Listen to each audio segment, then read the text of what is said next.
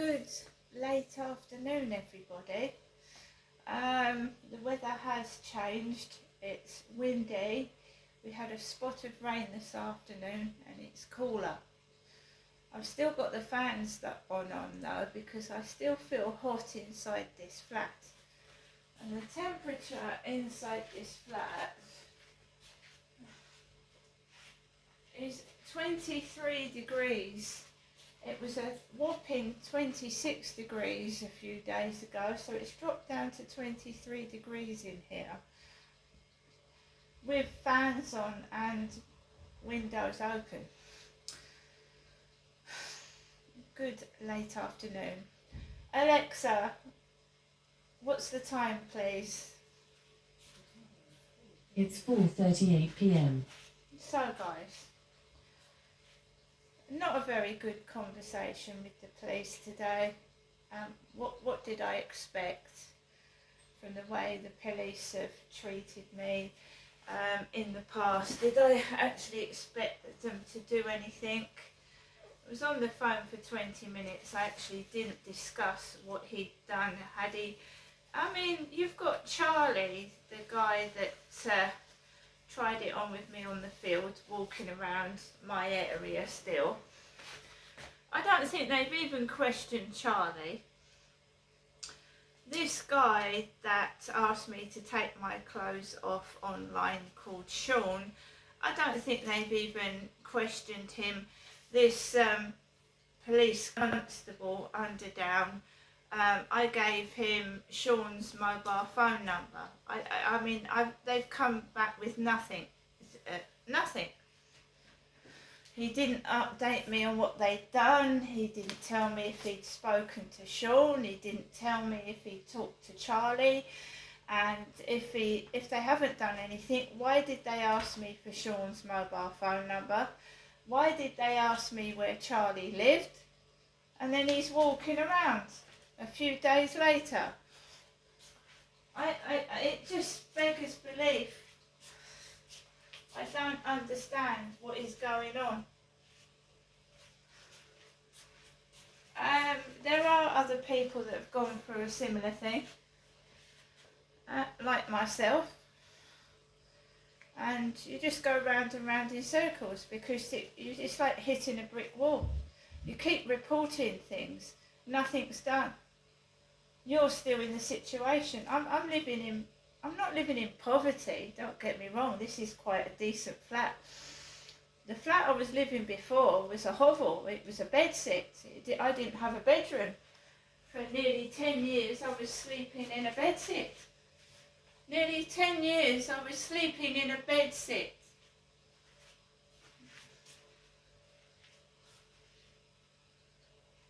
I went from a 2-bedroomed council house, obviously with 2 bedrooms and 2 gardens, to be literally thrown out on the street in a 1 room in a women's refuge to a temporary housing accommodation, which is basically homeless accommodation, to a shitty little flat in Gloucestershire on the 2nd floor of some flats where most of the residents were drug addicts and drug users and were actually growing cannabis plants, and they had equipment. And I was living in there with a young baby. To come in down here to living in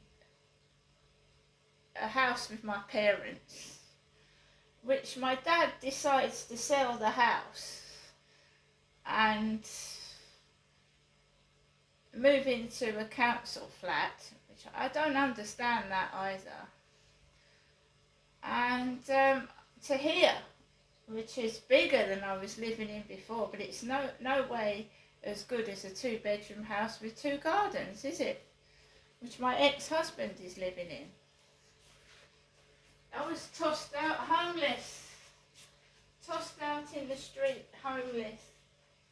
And I was homeless for 2.5 years. Right? It's no way in comparison with a 2-bedroom house with 2 gardens, is it? No, it isn't.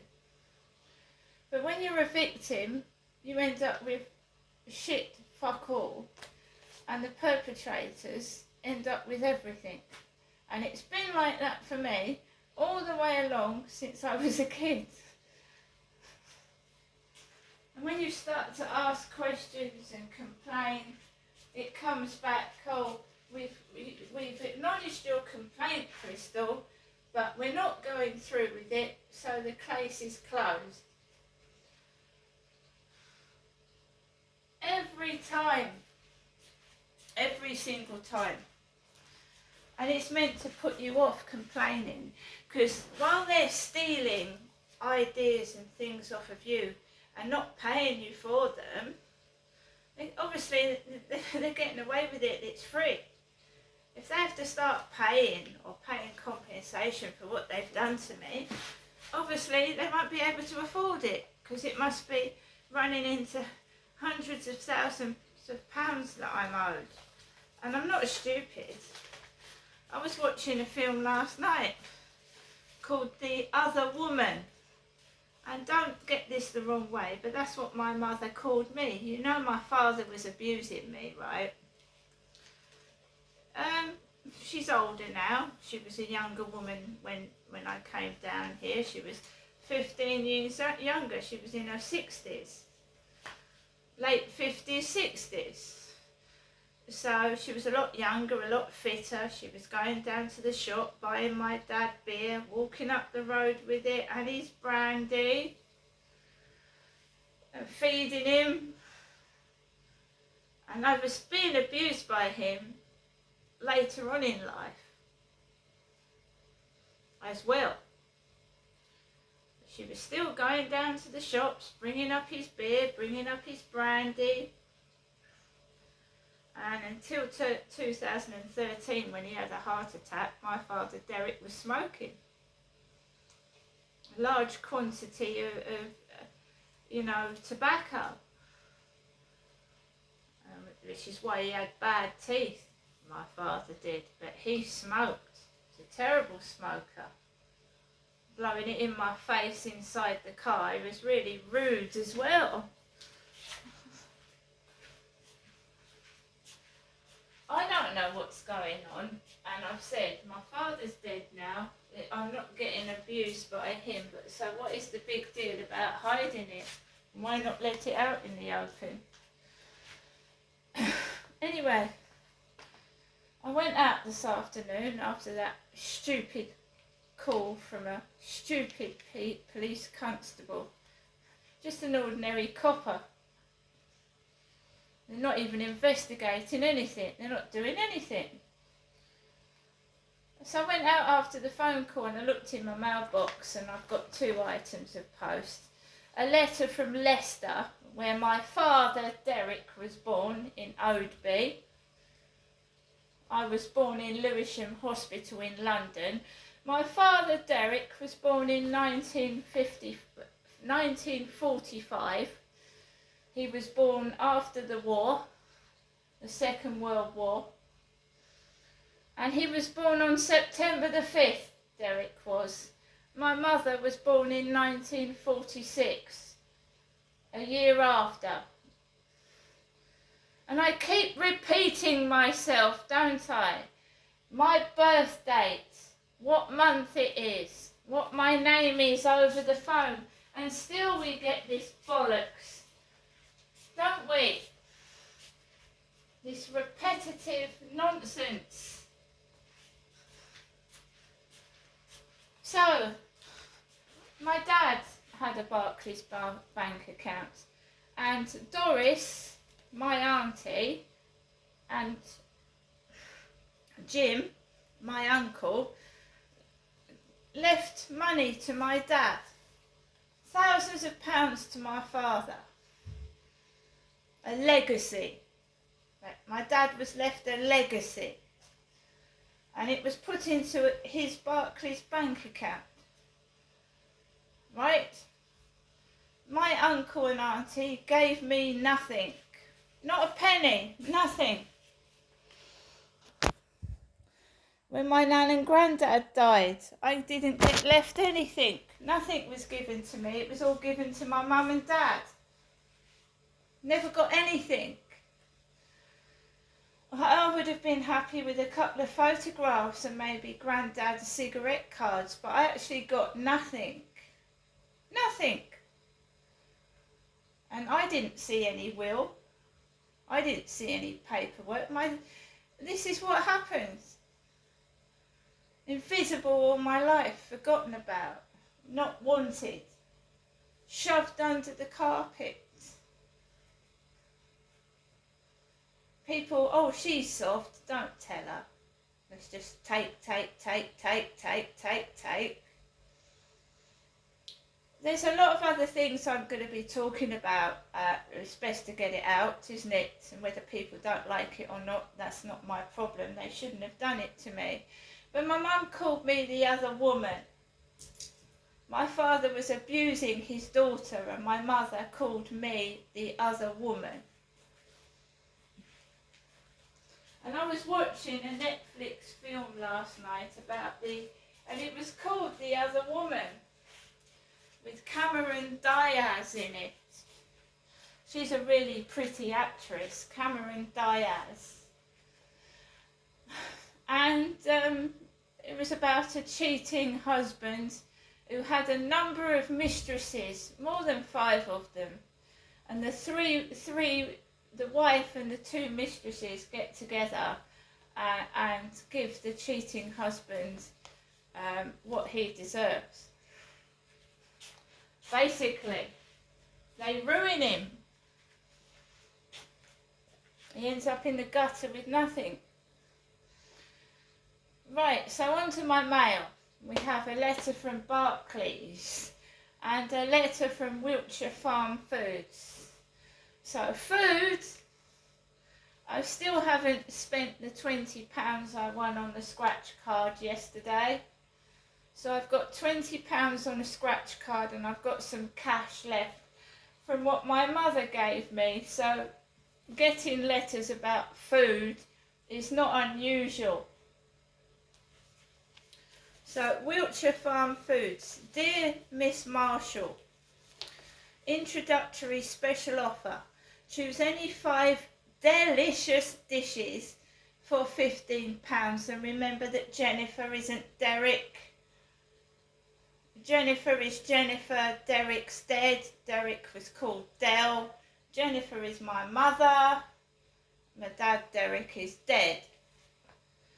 So 5 delicious dishes for 15 quid.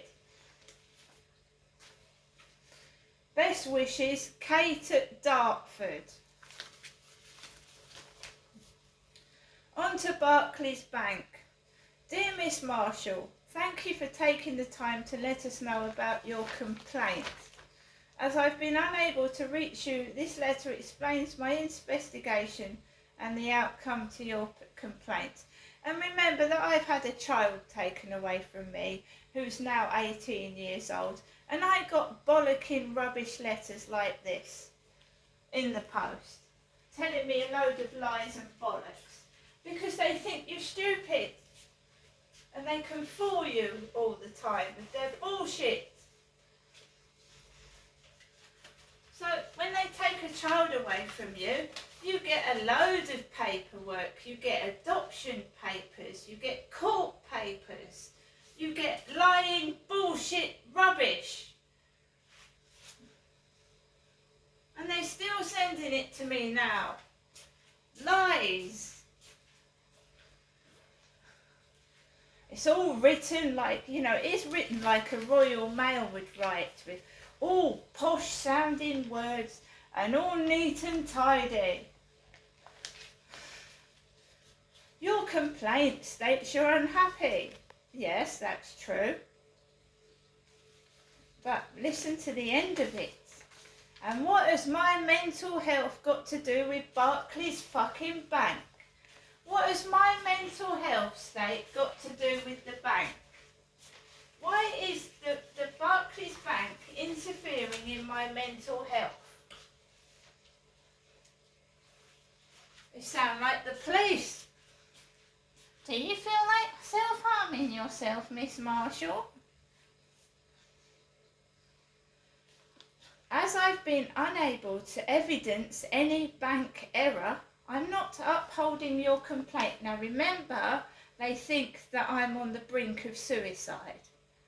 Obviously they do, the way they're writing. They think I'm on the brink of suicide, I'm miserable and upset. Just listen to the way it's written. As I've been unable to evidence any bank error, I'm not upholding your complaint.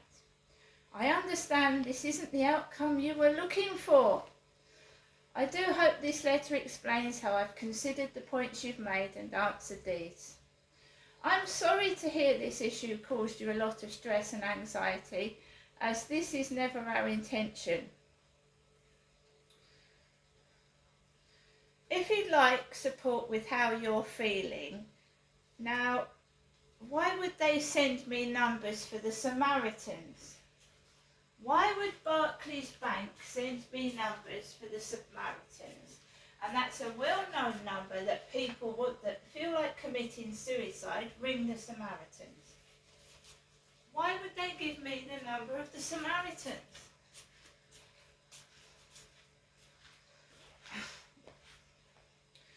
If you feel that Samaritans could help you, their free phone number is 116-123. Or you can email joe@samaritans.org.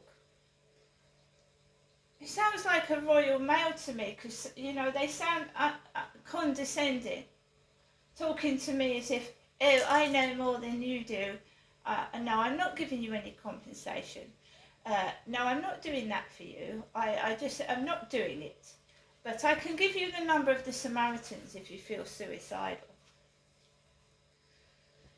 If you're still not happy, you have the right to refer your complaint to the Financial Ombudsman Service free of charge. If you do not refer your complaint in time, the Ombudsman will not have our permission to consider your complaint. Now, I took Elise Morgan. That's a nice name, isn't it? Elise, E-L-I-S-E. Everything in my life, guys, is absolutely 100% fake and bullshit, including the post, including the mail. Absolute bullshit wank. Sorry, my language is quite abrupt, but I'm understandably fed up about no one listening to me or doing anything to physically help but offer me the Samaritan's phone number, which I know off heart by now, don't you think?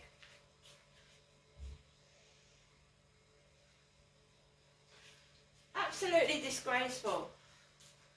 So, there's a number of things people do when you're a nuisance to them.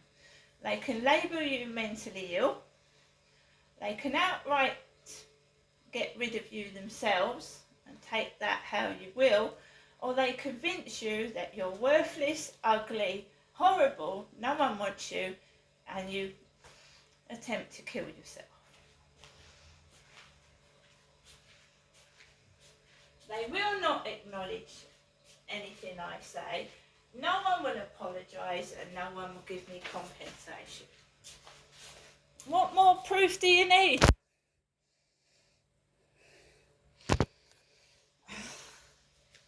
We're going to go on to the Jeremy Kyle show now. Whether you believe me or not, it's up to you. But I was about to go on the Jeremy Kyle show before that show was axed. I'd actually emailed Jeremy Kyle's personal assistant while the Jeremy Kyle show was still running, and I told them about the abuse I'd been and was suffering. I had Jeremy Kyle's personal assistant ring me up and they wanted me on that show. Next thing you know, Jeremy Kyle's show is axed. Gone! Gone! Axed! Taken off!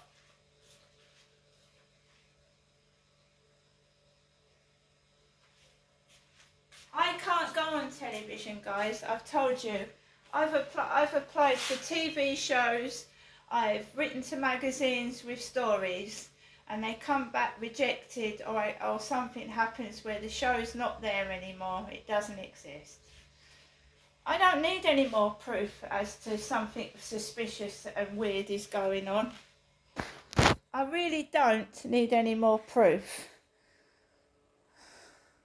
Right? I'm not mad. They're hiding something. See you later.